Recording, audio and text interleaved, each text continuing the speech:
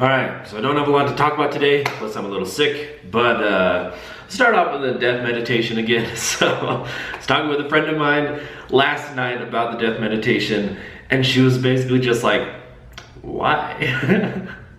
And it kind of made me realize, oh, fuck, maybe my reasons aren't that that big. I mean, running away with an idea before I've fully thought about why definitely sounds like something I would do. At the very least, it's maybe step back a little bit. Maybe, but I don't know. I still feel like there's something there, and just today, having a softer approach with it, right? Like not trying to have a near-death experience and stuff. I still think there's something of value of acknowledging that impermanence, and maybe it's caused me to fall back in the more Buddhist perspective, because that's something I can totally understand the ideas for of acknowledging the impermanence of life, letting go of attachment, right? Which attachment is, I don't know, it's kind of a loaded word in Buddhist philosophy, I think, but there's a lot of truth to it there. So, for example, so often when we accomplish something, we are dissatisfied at the same time. There's this just persistent dissatisfaction in our lives. And I think a lot of Buddhism or mindfulness rather, is about letting go of that, right? Of we get attached to the future, we get attached to the past, and that constantly interferes with our ability to be in line with the current moment. And I think maybe thinking about death and just acknowledging that it's all temporary, right?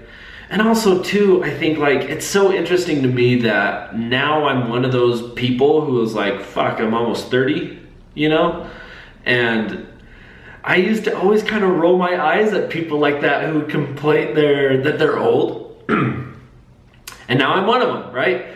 And I think some of that is just this narrow vision of our lives, and you don't mentally prepare for it. So I think that's another value there of just acknowledging the movement of life and the impermanence of any specific position. So maybe that's what this death meditation might turn into for me, is just trying to have a regular acknowledgement that it's all going to end at some point, right? And that at any given point you could get hit by a car, you know what I mean? And just think about that and be okay with that, right? And practice being okay with that idea. And then related to that is just being okay with aging, right? Being okay with the impermanence of this moment, that I'm never gonna be 29 and X many days again, and to let go of that and to be okay with it. But I don't have any other topics to prepare, but I guess we could talk about augmented reality. So this project that I'm working on right now is just this guy. I think they're doing stuff with augmented reality, and they're working on the HoloLens. So Microsoft has this new product called the HoloLens, where you put it on just these big dorky glasses, kind of visor thing, and it can overlay digital stuff on your surroundings, right? So but it's such new technology, but I think everybody can think of applications for it. You can shop for furniture in your home and visualize what it will look like in your actual home corner and stuff like that. But I think though, I don't know. So here's my thought with ideas the HoloLens for augmented reality, also just virtual reality, right? Where it's 100% digital reality that you see. Also, even blockchain, right? Even if you don't know what blockchain is, it's this big buzzword. It's a technology, right?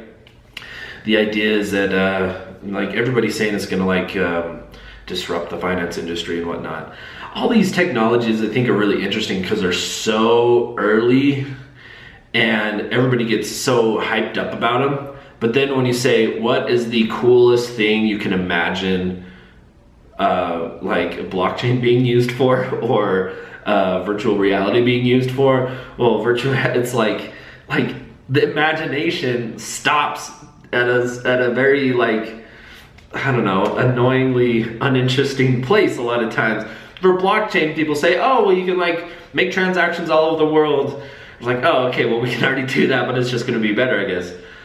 Or even with blockchain, there's this idea of smart contracts where you can program cause and effect things into a public ledger. So so the ledger is public and it's enforced by technology. So you can program, for instance, like escrow services that will be released if programmatically checked boxes are met, right? The money will automatically be released and stuff, called smart contracts. So if this, then this happens. And because it's all public, you don't need an arbiter. You don't need a middleman. You don't need an authority to enforce that, right? And so potentially it can be really potentially cool. But you ask somebody who's even really into it, what's the coolest thing you can imagine that being used for? And they're like, oh, well, mortgages or something. It's super boring. But I kind of equate it to, like, it's interesting, like if you go back to the 90s, right as the internet was happening, and ask somebody, what is the coolest thing you can imagine the internet being used for, right? They would probably say something like, oh, well, you can buy stuff online. You know what I mean? A very underwhelming answer, and it'll take 2 weeks to get there. You know what I mean? But nobody could have imagined what that technology would become in the end. And also, like, it's interesting, like, to have proper innovation, there seems to need a context, right? And so the apps that are being built for the internet today could not have been imagined probably even 5 years ago, or maybe even 2 years ago, right? There needs to be an innovative, like a context of the technology in order to push it. So I think that's what's interesting about these technologies like augmented reality, virtual reality, and blockchain is like we sense, I think, the potential of it, but it'll be really interesting to see as these technologies mature and advance how like as the context is being developed, each layer of context for innovation is being developed, what these technologies can bring when taken to their greatest potential, right? And I think that's what's, I think, exciting about these technologies, and not what is being developed now, but what can be developed. And remember, the internet is only like 20 or 30 years old, you know what I mean? So think 20, 30 years from now, what blockchain can be, what virtual reality can be, what augmented reality can be. But that's an idea that's been like jumbling around in my head for a while now. But yeah, I think there's some cool stuff going on in the technology space. But that's all for today. Peace.